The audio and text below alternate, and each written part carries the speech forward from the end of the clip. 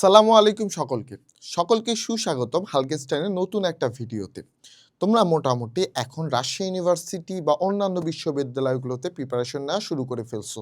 So যারা রাজশাহী বিশ্ববিদ্যালয়ে preparation নিচ্ছ অর্থাৎ ম্যাক্সিমামই রাজশাহী বিশ্ববিদ্যালয়ে প্রিপারেশন নিচ্ছ, তোমাদের আসলে কথা বা যে কথাটা থাকে সেটা হচ্ছে ভাইয়া আসলে পড়বোটা কি, বা আসলে রাজশাহী বিশ্ববিদ্যালয়ের প্রশ্ন প্যাটার্নটা কীরকম, রাজশাহী বিশ্ববিদ্যালয়ে পদার্থ বা ফিজিক্সের ক্ষেত্রে আমাকে কি পড়া উচিত। সো আজকে আমি আলোচনা করব রাজশাহী বিশ্ববিদ্যালয়ে ফিজিক্সে 100% যে টপিকগুলো থেকে কোশ্চিন হবে মোটামুটি থিওরি এবং ম্যাথের ক্ষেত্রে সেই জিনিসটা আজকে আমি তোমাদেরকে এই ভিডিওতে বলে দিয়ে যাব। সো ভিডিওটা শেষ পর্যন্ত এবং দেখবা, এবং তোমার রাজশাহী বিশ্ববিদ্যালয়ে যে কোনো সমস্যায় বা রাজশাহী বিশ্ববিদ্যালয়ের প্রিপারেশনের জন্য আমাদের কিন্তু কোর্সটা আছে, ঠিক আছে। সো আসো আমরা একটু রাজশাহী বিশ্ববিদ্যালয়ের কোশ্চিন নিয়ে আলোচনা করি। সো ফিজিক্সের ক্ষেত্রে মোটামুটি কোশ্চিন আসে 25টা। তো এই ফিজিক্সের কোশ্চিনটা দুই ক্যাটাগরিতে হয় ভাইয়া, একটা থিওরি হয় আর ম্যাথ রিলেটেড হয়, theory related math related. So মনে রাখবা যেহেতু আসলে 25টা কোশ্চিন ভাইয়া, সময় মাত্র 60 মিনিট, অর্থাৎ টোটাল 100টা এমসিকিউ থাকবে, তার মানে তোমার ওখানে ম্যাথ কম থিওরি বেশি। সো থিওরি থাকবে 55% এবং ম্যাথ থাকবে 45%। সো থিওরি আসলে কোন কোন অংশগুলো থেকে হয় সেই জিনিসটা আজকে আমি তোমাকে এই ভিডিওতে এক্সপ্লেইন করে দিয়ে যাব, ঠিক আছে। সো মোটামুটি থিওরির জন্য আমি কিছু জিনিস লিখে রাখছি যে টপিকগুলোর বাইরে আসলে থিওরি কোশ্চেন হয় না। সো এখানে আমি কোনো অধ্যায় বলছি না, আমি এখানে টপিকের নাম বলছি। যেমন প্রথমত তোমাকে যেটা লাগবে মাত্রা ও একক, এটা খুব বেশি ইম্পর্টেন্ট ভাই রাজশাহী বিশ্ববিদ্যালয়ের জন্য। যে আমি যেবার পরীক্ষা দিছিলাম সেবার আমার বেলা যে মাত্রাটা চাইছিল সেটা হচ্ছে মহাকর্ষীয় যে ধ্রুবকটা আছে জি, মহাকর্ষীয় ধ্রুবক জি এর মাত্রা আমাদের কাছে চাওয়া হয়েছিল, ঠিক আছে। সো এরকম যে কোনো মাত্রা তোমার কাছে আসতে পারে, সেটা কাজের ক্ষেত্রে আসতে পারে, বলের মাত্রা আসতে পারে, তোমার হচ্ছে ইয়ং এর গুণাঙ্কের মাত্রা জানতে পারে, পীড়নের মাত্রা জানতে পারে, তারপর হচ্ছে আরও তোমার যে রাশিগুলো আছে সেখানকার মাত্রা কিন্তু জানতে পারে। সো তুমি যে অধ্যায়গুলো পড়ছো, যে এককগুলো পড়ছো, যে অধ্যায় সূত্রের পরে তুমি এককগুলো পড়ছো বিভিন্ন রাশির, তার পাশাপাশি তুমি একটু মাত্রাটা বের করো, কারণ মাত্রাটা একটা কোশ্চিন অবশ্যই থাকে।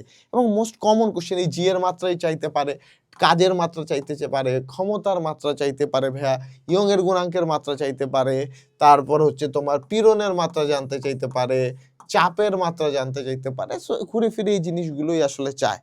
সো এই মাত্রাটা আসলে কিভাবে বের করতে হয় মুখস্থ না করে মাত্রা কিভাবে বের করতে হয় এটা তোমাকে শিখতে হবে ভাইয়া। এটা যদি তুমি জানো রাজশাহী ইউনিভার্সিটির একটা এমসিকিউ ফিজিক্সে তুমি শিওর পারবা। দ্বিতীয়ত যেটা জানতে হয় সেটা হচ্ছে বিভিন্ন ধরনের সম্পর্কটা আসলে কিরকম। যে ধরো তোমার হচ্ছে অঙ্কের গুণাঙ্কের ধরুন কৃত কাজ। So W is equal to আমরা কি জানি half F del L square, তাই না? এটাই তো আমরা জানি যে কৃত কাজ is equal to half into Young এর গুণাঙ্কের ক্ষেত্রে শুধু প্রযোজ্য হাফ ইন্টু বল ইন্টু স্মরণ যেটা আছে, মানে পরিবর্তন যেটা হচ্ছে তার বর্গ। তো এই কাজের সাথে বর্গের কি পরিবর্তন, এর সাপেক্ষে তোমার কিছু ম্যাথও আসতে পারে বা ডিরেক্ট সম্পর্ক আসতে পারে, ঠিক আছে। বা তোমার হচ্ছে এই মহাকর্ষ অভিকর্ষ অধ্যায়ে তুমি পর্যায়কাল টি পড়ছো, টি স্কোয়ার সমানুপাতিক আর কিউব, তাই না? টি স্কোয়ার সমানুপাতিক আর কিউব, এই ধরনের সম্পর্কগুলো তোমাকে ভালো করে জানতে হবে ভাইয়া। বা তুমি হচ্ছে সরল দলকের ক্ষেত্রে পড়ছো T is equal to twice pi root L by G, তাই না?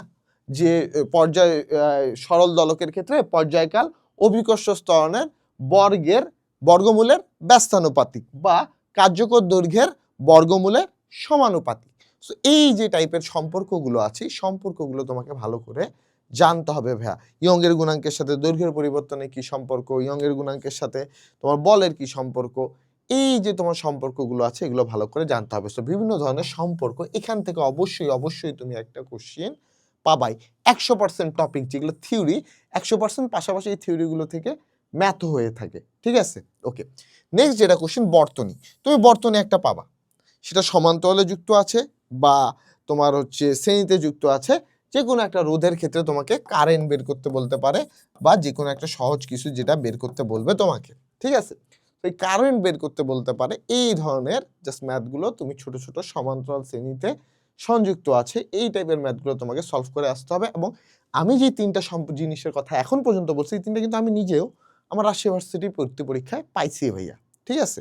সো চতুর্থত যেটা জানতে হবে এটা হচ্ছে ধারকের বর্তনী। ধারকের বর্তনী কি, যে ধারকের ক্ষেত্রে আসলে সমান্তরালে ধারকগুলো যুক্ত থাকলে কি হবে, শ্রেণীতে যুক্ত থাকলে কি হবে, সমান্তরালে যুক্ত থাকলে তার শক্তি কি হবে, কাজ কি হবে, ঠিক আছে, যে রাশিগুলো আছে এগুলো তোমাকে ভালো করে জানতে হবে। যে শ্রেণীতে যুক্ত থাকলে তুল্য ধারকত্ব কি হয়, তুল্য ধারকত্ব হলে তার কাজ কত হবে, শক্তি কত হবে, এই যে রাশিগুলো যে আছে, ভি এর সাথে কি সম্পর্ক, ইউ এর সাথে কি সম্পর্ক, সি এর সাথে ভি কিউ এর কি সম্পর্ক, বা ওখান থেকে আসলে কৃতকাজের কি কি ধরনের সম্পর্কগুলো আছে এগুলো তোমাকে জানতে হবে। অর্থাৎ ধারক পার্টের অংশটা তোমাকে ভালো করে জানতে হবে। এখান থেকে থিওরি কোশ্চেন আসতে পারে, অর্থাৎ সম্পর্ক রিলেটেড কোশ্চেনও আসতে পারে, আবার ম্যাথও আসতে পারে, ঠিক আছে।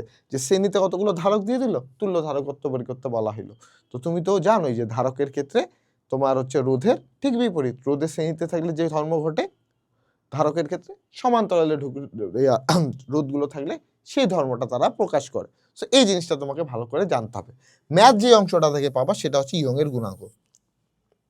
ইয়ংয়ের গুণাঙ্ক থেকে শিওর একটা ম্যাথ পাবা। সেটা কিরকম ম্যাথটা হতে পারে, যে একই বস্তুর ক্ষেত্রে বলছে, সো একই বস্তুর ক্ষেত্রে আমি ইয়ংকের গুণাঙ্ক জানি সেম, তো তার তোমার হচ্ছে বল পরিবর্তন করলে দৈর্ঘ্যের কি পরিবর্তন হবে, এরকম। যে ধরো আমার বল আগে এফ ছিল, এবার টোয়াইস এফ করছি, তো দৈর্ঘ্যের পরিবর্তনটা কিরকম হবে। তো এই টাইপ যে সমানুপাতিক সম্পর্কগুলো আছে, এই সম্পর্ক রিলেটেড ম্যাথ থেকে ইয়ংয়ের গুণাঙ্কে একটা শিওর ম্যাথ আসবে, ঠিক আছে। এবং আরেকটা যেটা আসবে সেটা হচ্ছে ইয়ংয়ের দ্বিচির পরীক্ষা। ইয়ংয়ের দ্বিচির পরীক্ষা থেকে একটা ম্যাথ আসবে যেটা খুব সহজ সূত্র ভাইয়া, যে ডোরা প্রস্থ, ডোরা দৈর্ঘ্য, এই টাইপ খুব সহজ একটা কোশ্চিন তোমার চলে আসবে পরীক্ষায়, ঠিক আছে। তো এই টপিকগুলো তুমি যদি পড়ো তাহলে ফিজিক্সে 15টা কোশ্চিন তোমার কিন্তু কমন আছে, আরও টপিক আছে, এখনো শেষ করিনি। তারপর তোমরা মনে করো আইসিটির কোশ্চিনে গিয়ে দেখো যে সংখ্যা পদ্ধতির কিছু রূপান্তর আছে, যেমন আমার বেলা ছিল ডেসিমেল থেকে হেক্সা অক্সিলারি বা কিছু একটা ছিল মনে হয়, হ্যাঁ আমার ঠিক মনে নাই। তো এই যে সংখ্যা পদ্ধতির রূপান্তর, ডেসিমেল থেকে এটাতে যাও, বাইনারি থেকে ডেসিমেল, ডেসিমেল থেকে বাইনারি, এরকম একটা কোশ্চিন অবশ্যই তোমার থাকবে ভাইয়া, যেটা আইসিটির অংশ হয়ে, বাট তোমার ফিজিক্স বইও কিন্তু আছে। সেটা কোথায় আছে বলো তো, সেমিকন্ডাক্টর চ্যাপ্টারের মধ্যে আছে। সো এটা ফিজিক্স বা আইসিটি মিক্স আপ একটা চ্যাপ্টার, তাই না। তাহলে এই ফিজিক্সের এই টপিকটাও কিন্তু তোমার ইম্পর্টেন্ট, সংখ্যা পদ্ধতির রূপান্তর। এবং এখান থেকে আইসিটি বা ফিজিক্সের ক্ষেত্রে আরেকটা সম্পর্ক, অর্থাৎ তোমার আইসিটির যে 5টা কোশ্চিন তার মধ্যে 2টা কোশ্চিনই তোমার ফিজিক্স থেকে দেয়া হবে। সেটা হচ্ছে একটা সংখ্যা পদ্ধতির রূপান্তর আর একটা বিভিন্ন ধরনের গেট, অর গেট, নর গেট, তারপর নট গেট, যা গেটগুলো আছে এগুলো থেকে একটা কোশ্চিন হয়ে যাবে।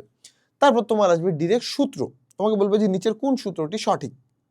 যেমন আমরা হচ্ছে তোমার হচ্ছে তড়িৎ ক্ষেত্রের ক্ষেত্রে জানি কি, যে কৃতকাজ একটা বর্তনীর ক্ষেত্রে কৃতকাজ হচ্ছে তোমার আই স্কোয়ার আর টি বা ভি স্কোয়ার বাই আর টি, ঠিক আছে, বা ভি আই টি। তো এরকম যে কোনো একটা সূত্র মানে অপশন দিয়ে বলবো যে নিচে কোন সূত্রটি সঠিক বা কোন সূত্রটি সঠিক নয়, ঠিক আছে। এভাবে আমরা আসলে তোমার হচ্ছে কিসের ক্ষেত্রেও পাই, ইয়ংয়ের গুণাঙ্কের কৃতকাজের ক্ষেত্রে 2টা ধরনের সূত্র পাই, তারপর ধারকের কাজের ক্ষেত্রেও আমরা এরকম বেশ কয়েকটা সূত্র পেয়ে থাকি, একই ক্যাটাগরি, জাস্ট মানগুলো চেঞ্জ হয়। সো এই কোশ্চেনগুলো ইম্পর্টেন্ট, যে আসলে নিচের কোন সূত্রটি সঠিক বা নিচের কোন সূত্রটি সঠিক নয়, ঠিক আছে। সেমভাবে নিচের কোনটি ই সূত্র, তাই না। যেমন সি ইজ ইকুয়াল টু আমরা জানি কি 1/√μ0 ইপসাইলন নট, এটা জানি, তাই না। তো বলবে যে নিচের কোনটি আলোর সূত্র বা নিচের কোনটি আলোর মান বা আলোর বেগের মান, ঠিক আছে।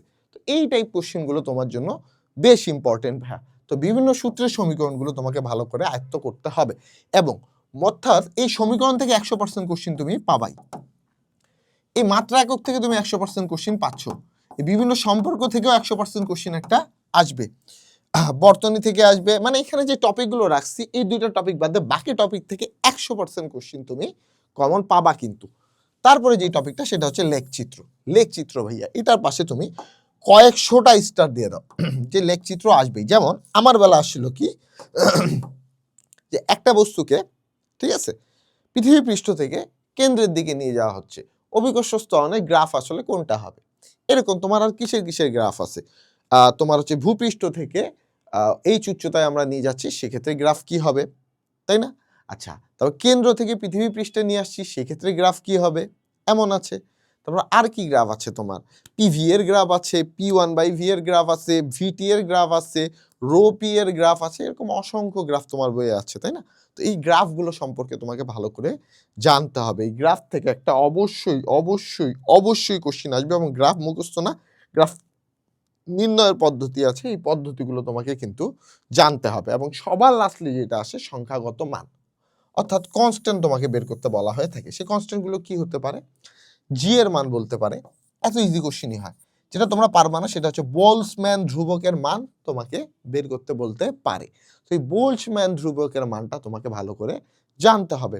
আলোর বেগের মান, ঠিক আছে, ইলেকট্রনের ভর, ইলেকট্রনের চার্জ, বা তোমার হচ্ছে 1 electron volt is equal two কত জুল, এই টাইপের কোশ্চেনগুলো মোটামুটি আসে।